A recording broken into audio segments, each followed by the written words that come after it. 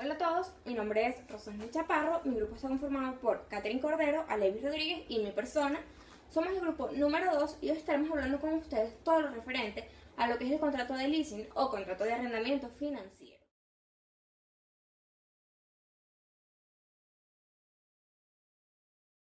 Esto también es denominado alquiler con derecho de compra, leasing financiero, arrendamiento por renting o leasing operativo. Y podemos definirlo como un contrato mediante el cual el arrendador traspasa el derecho a usar un bien a un arrendatario, a cambio de lo que es el pago de rentas de arrendamiento durante un tiempo o un lapso determinado. Al término del cual el arrendatario tiene la opción de comprar el bien arrendado pagando un precio determinado y también tiene la opción de devolverlo o de renovar el contrato. En efecto, a esto, el vencido ya el término del contrato o el tiempo que se estipuló en el contrato, el arrendatario tiene la facultad, como ya lo mencionamos, de adquirir el bien a un precio determinado. Este precio determinado se denomina precio residual, debido a que su cálculo viene dado por la diferencia entre el precio originario pagado por el arrendador, más lo que son todos los intereses y gastos del inmueble y las cantidades abonadas por el arrendatario al arrendador. Si el arrendatario no ejerce la acción de compra o de adquirir el bien, debe devolverlo al arrendador, salvo que el contrato sea prorrogado.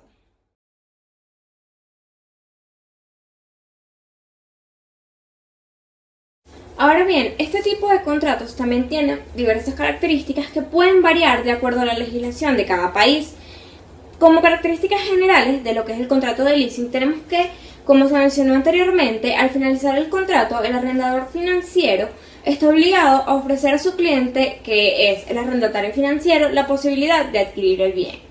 En segundo lugar, este tipo de contrato no puede calificarse como un contrato de arrendamiento o una variedad del arrendamiento, ya que la función del contrato mercantil de leasing no es tanto ceder el uso de un bien, mueble o inmueble, sino que existe la posibilidad de lo que es explotarlo o disfrutarlo como una alternativa al préstamo de dinero o a otros contratos de financiación. También, durante toda la vida del contrato, la entidad de leasing mantiene la titularidad sobre el bien objeto del contrato. Es decir, el arrendador financiero mantiene la titularidad sobre el bien objeto del contrato, aunque no responde de los vicios que pueda aquejar el bien. Es el arrendatario financiero o el usuario que tiene dicho financiamiento quien corre con los deterioros y la pérdida del susodicho bien. Ahora también se dice que el leasing no es un préstamo de uso, o mejor dicho, no es un comodato, aunque puede asemejarse a él. También el cliente está obligado a soportar lo que son las inspecciones que sobre el bien desea hacer el propietario del mismo o el arrendador. E igualmente el cliente estaría obligado a pagar a su costa un seguro al que le obliga la entidad de leasing. También, frente al incumplimiento del cliente, la entidad de leasing podrá ejercer acciones declarativas o ejecutivas, si cuenta con un título de esta naturaleza, para ejercer su derecho. Ahora también podemos decir que el arrendatario financiero, si fuera declarado en concurso de acreedores, la entidad de leasing como propietaria del bien puede interponer su tercería de dominio.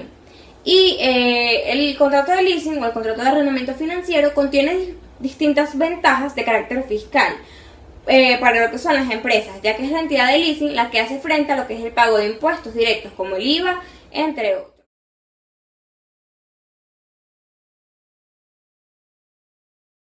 Bien, en lo que son los orígenes del leasing o el arrendamiento financiero, podemos decir que el leasing nació en los Estados Unidos de Norteamérica en 1920, cuando la compañía Bell Telephone System, ante la cada vez mayor dificultad que encontraban para la venta de sus productos, en este caso teléfonos, decidieron alquilar sus teléfonos en vez de venderlos. El éxito que tuvo dicha operación o dicha metodología hizo que esta empresa fuera imitada por muchas otras empresas de forma muy rápida. Entre ellas, la empresa International Business Machine o IBM. La práctica de leasing, a pesar de haberse introducido rápidamente en el curso de los últimos años, constituye una novedosa y moderna técnica de financiamiento para lo que son las empresas nacionales. Sin embargo, los antecedentes del arrendamiento financiero, o como es conocido hoy en día bajo la palabra leasing, son tan antiguos como la historia misma. Podemos decir que la historia o los orígenes históricos se pueden llevar más que todo a lo que es la época del Imperio Romano, cuando la ley agraria propuesta por Graco aprobaba lo que era la expropiación de los grandes latifundios, siéndolos entregados en pequeñas parcelas a los ciudadanos pobres en arriendo hereditario sin derecho. Otro ejemplo sería lo que son las grandes edificaciones que se efectuaron en el imperio, donde ciertos equipos eran dados en calidad de renta y sus propietarios eran grandes comerciantes de esa época. No obstante, a lo anterior, paralelamente a estos acontecimientos, ya el pueblo fenicio había desarrollado la técnica de arrendar o cobrar impuestos por factorías que instalaron a lo largo del Mediterráneo, logrando en la mayoría de los casos rescatar su inversión en poco tiempo y venderlos de acuerdo a las circunstancias del demandante. Cabe señalar que cuando no se cumplía lo anteriormente dicho, se abandonaban dichas factorías. Siguiendo hablando de los inicios, el arrendamiento pasa por toda la edad antigua, medieval y el Renacimiento, hasta llegar a la primera y segunda revolución industrial, reflejándose en los Estados Unidos desde 1872 hasta 1893, en lo que eran las minerías, donde ciertos capitalistas arrendaban por periodos eventuales o temporadas lo que eran equipos para la explotación de los minerales en general. Habiéndose pasado por todo este proceso histórico, llegamos a lo que es el año crucial, donde el leasing toma su forma de financiadora como lo es hoy en día. Y esto es en 1950, que nace la idea de un industrial zapatero norteamericano de poner en rigor esta nueva fórmula financiera. En efecto, debido a que dicho zapatero deseaba incrementar su capacidad productiva y los bancos no querían ofrecerles más créditos. Este propuso a uno de sus banqueros vender su equipo en funcionamiento para la obtención de un crédito por 2 años, de manera que al término de dicho periodo de 2 años el banco pudiera recuperar su dinero más los intereses respectivos y el zapatero aumentar su capacidad productiva y al término de este plazo recuperar su equipo en funcionamiento. De esta operación nace lo que es hoy en día el US Leasing Corporation, que sigue siendo una de las más grandes arrendadoras de los Estados Unidos. Y además de esto también se conoce la arrendadora de Citigroup en New York, siendo estas las principales arrendadoras que hoy en día se conocen en materia del arrendamiento financiero.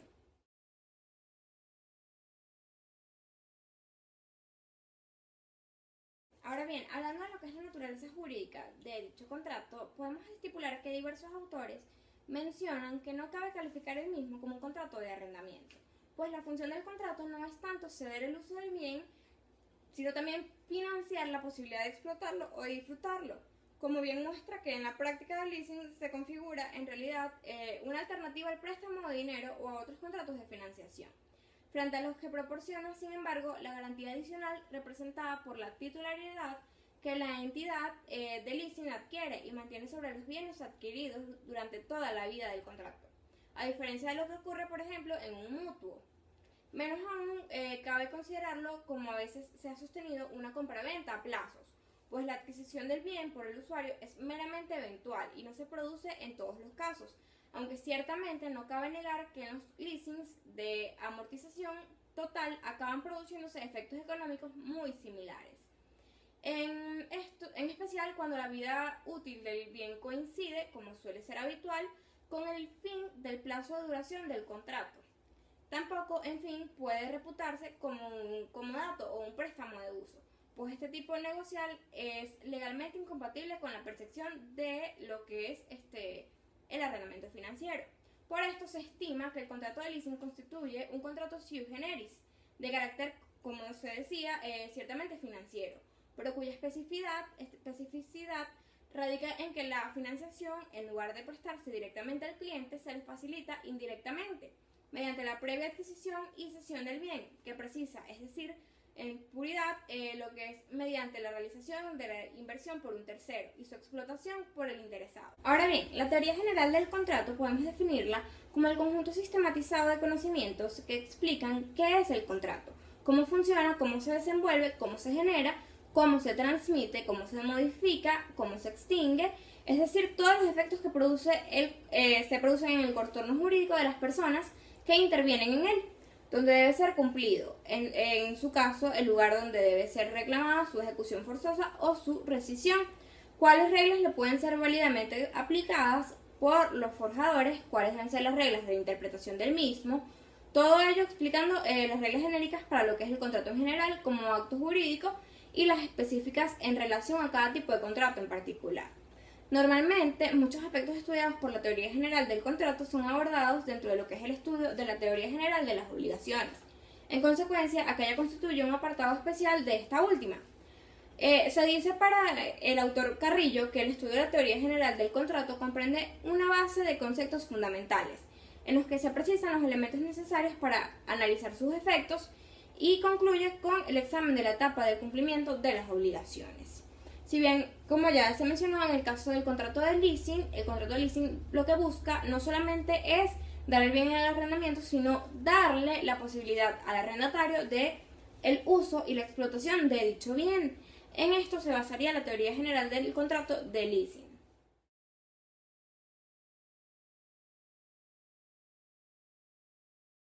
Ahora bien, tenemos en este tema del contrato del arrendamiento financiero, diversos elementos que lo constituyen. En primer lugar, tenemos lo que son los elementos personales. En los elementos personales encontramos lo que es el proveedor, el arrendador y el arrendatario. El proveedor es la persona natural o jurídica que transfiere al arrendador la propiedad del bien objeto del contrato. El proveedor puede ser una persona que se dedica habitual o profesionalmente a la venta de bienes, o una persona que ocasionalmente enajena un bien, o el mismo arrendador. Es decir, el dador o proveedor debe ser una entidad financiera o una sociedad que tenga por objeto operaciones financieras. Ahora, en segundo lugar, tenemos lo que es el arrendador, que es la persona natural o jurídica que entrega el bien en arrendamiento financiero a uno o más arrendadores. Y el arrendatario es la persona natural o jurídica nacional o extranjera que, al celebrar contrato de arrendamiento financiero, obtiene derecho al uso, goce y explotación económica del bien en los términos y condiciones contractuales respectivos. Ahora, en los elementos esenciales tenemos lo que es la cosa, el bien o bienes, que se refiere a lo que es el bien que se dará en arrendamiento. Ahora también tenemos lo que es el precio, que se estipula que debe ser determinable al hacerse exigible. Y también tenemos lo que es el tiempo, que en el arrendamiento, como indica su carácter temporal, es esencial. Ahora, los elementos de validez, hablamos de lo que es capacidad de goce y ejercicio por parte de las personas que intervienen en dicho proceso. Y también que para que pueda ser válido el contrato de leasing tiene que existir la ausencia de los vicios del consentimiento.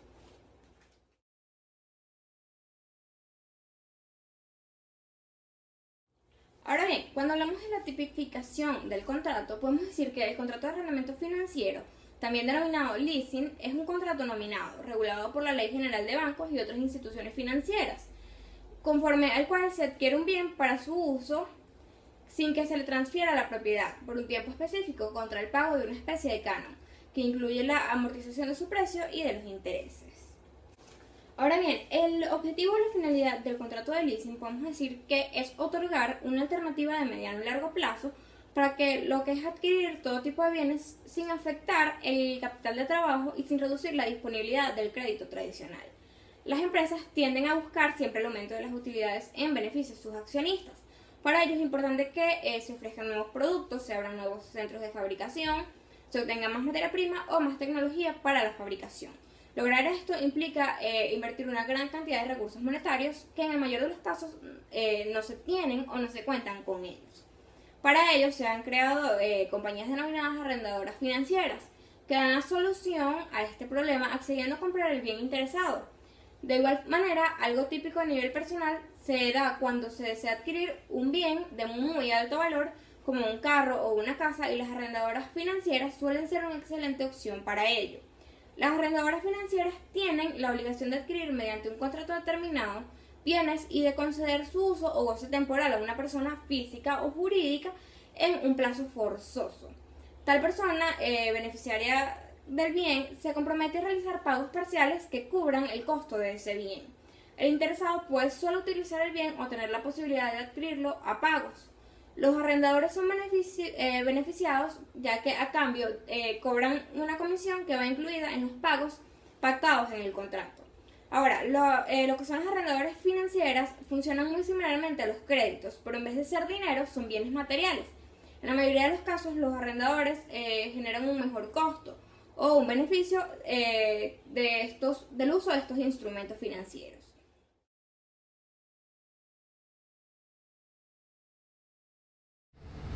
Hola, mi nombre es Alexis Rodríguez y hablaré acerca de la obligación de las partes en el contrato de arrendamiento financiero o leasing.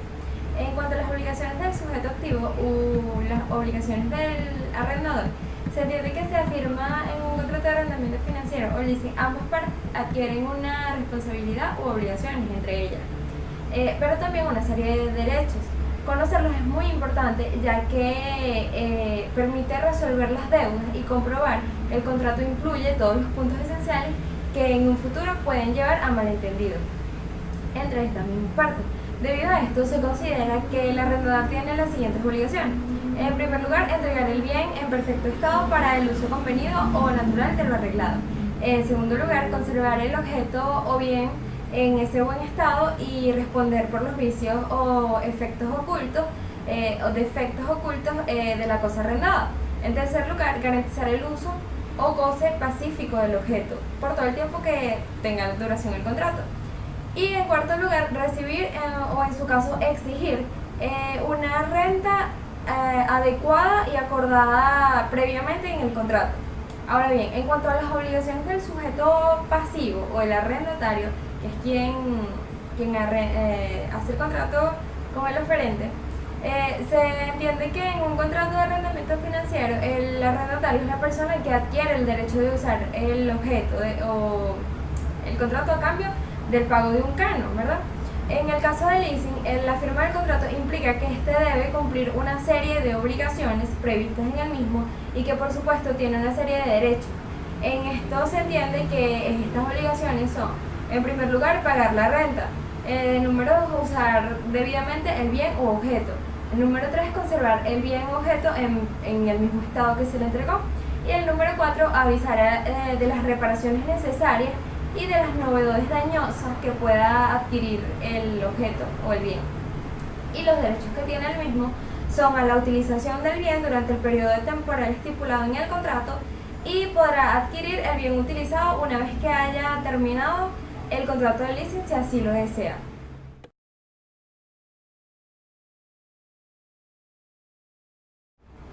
En cuanto a la aceptación, modificación y revocación del contrato, se entiende que la aceptación del mismo debe hacerse de manera clara al oferente. Además de esto, el arrendamiento financiero prevalece según lo acordado en el contrato y debe tener una duración mínima de 2 años en caso de los bienes muebles y de 10 años para los bienes inmuebles. Este tipo de contrato se celebra de ordinario y por escrito y se debe otorgar una escritura pública cuando el arrendamiento tenga un plazo mayor a 6 años.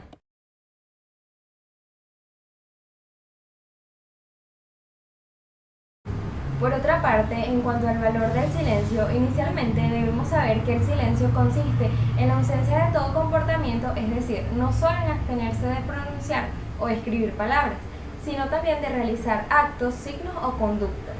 Entonces, esto no implica la manifestación de voluntad, pero según los casos puede implicar la manifestación directa si se ha previsto en el silencio, que es el modo de expresar conformidad en un caso dado, o si el deber de expresarse resulta de la conducta anterior a la gente. También puede ser un modo de manifestación indirecta, siempre que permita conocer con certidumbre la existencia de la voluntad. La voluntad de aceptar una oferta solo se manifiesta por el silencio cuando hay obligaciones de despedirse, resultante de la ley o a causa de una relación entre el silencio actual y las declaraciones precedentes. Ahora bien, este deber de despedirse mediante manifestación expresa puede resultar de la voluntad de ambas partes o de circunstancias particulares como los usos y costumbres o las relaciones anteriores a aquellas. Ni el silencio ni la conducta omisiva por sí solos implican aceptación, pero la solución es diferente si las partes acuerdan que el silencio se considera aceptación o el supuesto de que existen negociaciones previas a su uso.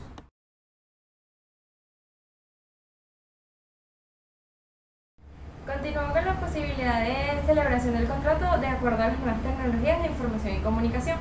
De esto se debe saber que el comercio electrónico es una actividad cada vez más creciente. Por esto los contratos celebrados online tienen algunas características que los hacen diferentes. La primera es que la obligación que debe conservar en caso de que sea celebrado por una pequeña o mediana empresa es que el arrendador pretenda vender sus productos o servicios electrónicamente. la de informar al usuario durante todo el proceso de contratación. Es decir, el oferente debe aclarar muy bien los puntos de cómo va a desear realizar el contrato. Ahora bien, antes de iniciar el contrato, el usuario debe tener a su alcance información sobre los trámites que debe realizar en el mismo, si se va a poder archivar el contrato y si este estará accesible para ambas partes, los medios técnicos para detectar y corregir errores de datos, entre otras cosas. Una vez que se ha celebrado el contrato, el arrendador debe confirmar al usuario el que ha recibido la aceptación de la compra. Para ello debe hacer uso del correo electrónico o mediante cualquier otro medio de comunicación electrónica que haya señalado el usuario, es decir, pueden ser mediante teléfonos, fax, entre otros, dentro de las siguientes 24 horas al mismo. También puede realizarse la confirmación tan pronto como el usuario haya cedido o aceptado, y siempre que pueda guardar el archivo, por ejemplo, generando un archivo PDF que se ha vuelto tan popular en los últimos tiempos. El contrato se considera realizado desde el momento en que el arrendador que ofrece los bienes y servicios conoce la aceptación del usuario, o desde la aceptación si el oferente no puede negar su conocimiento sin faltar a la buena fe. El leasing es muy recomendable para aquellos emprendedores autónomos que necesitan de una gran inversión inicial. Es muy recomendable también porque hace una inversión inicial inmovilizado tangible para que esto no sea en condiciones de destinar recursos financieros para su adquisición. Este uso de la tecnología se ha vuelto tan popular en la actualidad que existen múltiples modelos de contrato de leasing en la web, como para vehículos comerciales y sistemas de transporte, maquinaria, mobiliaria y equipamiento para las empresas, especialmente informáticos. Esto debido a las ventajas que proporciona el leasing para ambas partes en la relación contractual. Algunas de estas ventajas son que se puede financiar el 100% de la inversión, que estas operaciones no forman parte del riesgo comercial financiero a efectos bancarios porque no se ha comprado el bien directamente. Se pueden obtener importantes ventajas fiscales, ya que el valor de las cuotas de amortización pueden tomarse como gastos tributarios, por lo que el valor total de la maquinaria o equipo puede deducirse como gasto. Y la última que se puede mencionar es la gran flexibilidad y rapidez para obtener renovación de tecnología de los equipos o flotas de vehículos.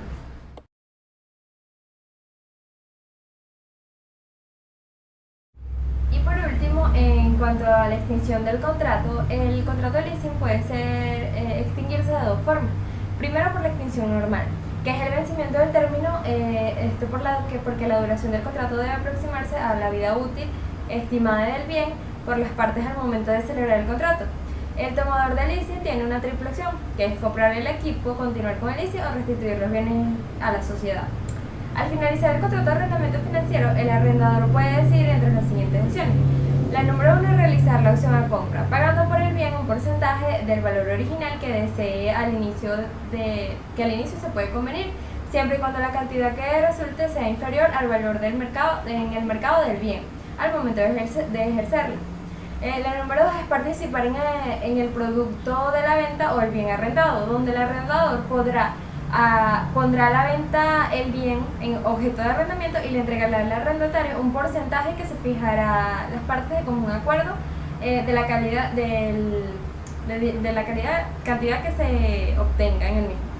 Y la número 3, renovar el contrato por un monto menor de renta, es decir, prolongar el tiempo del contrato disminuyendo el aporte de las rentas que hasta esa fecha el arrendador venía pagando.